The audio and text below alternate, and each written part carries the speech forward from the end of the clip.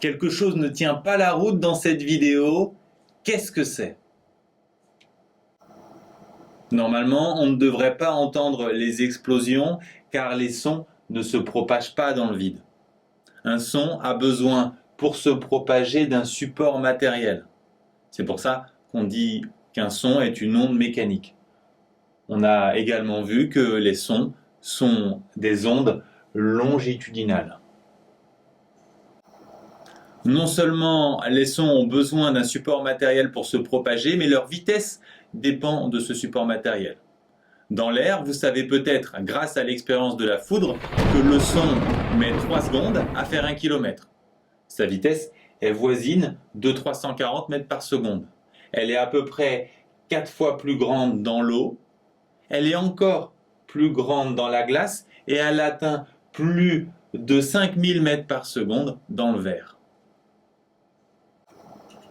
Pour revenir à la vitesse du son dans l'air, 340 mètres par seconde, c'est à peu près 1200 km/h. Il est intéressant de savoir pour les exercices que la vitesse du son dans l'air augmente avec la température et diminue avec l'altitude. Mais si la matière propage les ondes sonores, elle ne peut pas en préserver l'intensité. Si on imagine un son émis par une source, elle va se diffuser sur des surfaces de plus en plus grandes.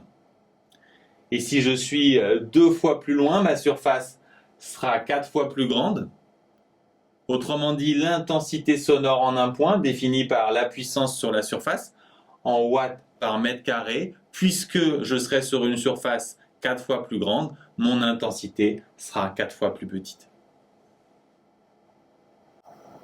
Tout ça se démontre facilement. Si on cherche à calculer l'intensité sonore I2 sur la surface 2, ça va être P sur S2. Comme S2 c'est 4 fois S1, on aura P sur 4 fois S1. Autrement dit, 1/4 de P sur S1 et P sur S1 c'est I1. Traduction, si on est 2 fois plus loin, le son est 4 fois moins fort. C'est pour cette raison que les sons deviennent rapidement inaudibles. L'intensité sonore minimum pour qu'on puisse entendre un son, c'est 10-12 watts par mètre carré. Pour avoir une idée, c'est 10 fois moins fort que le souffle d'une personne qui dort. Une conversation est un son déjà 50 fois plus grand. 50 fois plus intense, ce sont les hurlements d'un bébé. Si on s'intéresse à des sons plus violents, on trouve le concert de rock à 10 puissance 2 watts par mètre carré et encore plus intense, encore plus fort, le décollage d'une fusée. Les intensités sonores ont 2 inconvénients. Les puissances de 10 ne sont pas intuitives, elles ne parlent pas. Et d'autre part, on a des échelles de grandeur si différentes qu'il est impossible de représenter tous ces bruits sur un même graphique. Si vous avez du mal à sentir pourquoi, je vous renvoie à la vidéo sur les logarithmes. C'est pour ces raisons qu'on a créé une autre grandeur, le niveau sonore en décibels. On a fixé le seuil d'audibilité à 0 décibels et ensuite, à chaque fois que l'intensité sonore est multipliée par 10, on ajoute 10 décibels. Donc une personne qui dort, l'intensité est 10 fois plus grande que le seuil d'audibilité, donc 10 décibels.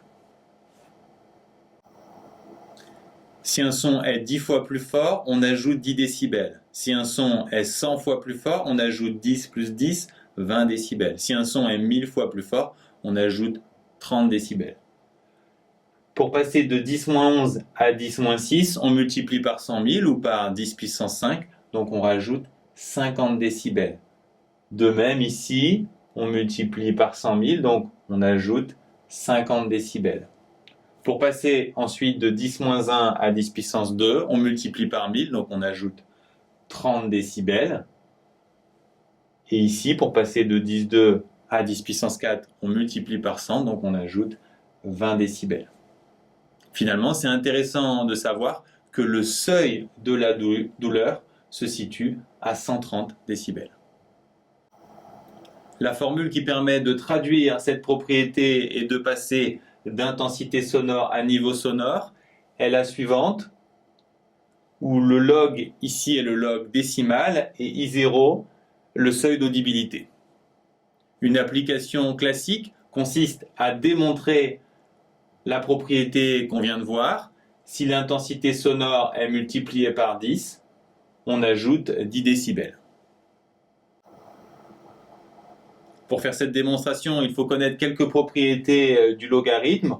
Au besoin, je vous renvoie à la vidéo sur cette fonction indiquée en lien. Ensuite, pour la démontrer, il faut partir de L2, qui va donner 10 log de I2 sur I0. Et le but, c'est de faire apparaître L1. Pour ça, on va transformer I2 en 10 I1. On va séparer 10 et I1 sur I0. On va appliquer la formule qui nous dit que le logarithme d'un produit, c'est la somme des logarithmes. On va donc avoir 10 log de 10 plus 10 log de I1 sur I0. C'est important de savoir que log de 10, c'est 1. On a donc 10 ici. Et là, il faut reconnaître L1. Donc on a 10 plus L1, le résultat qu'on voulait obtenir. Exemple d'application.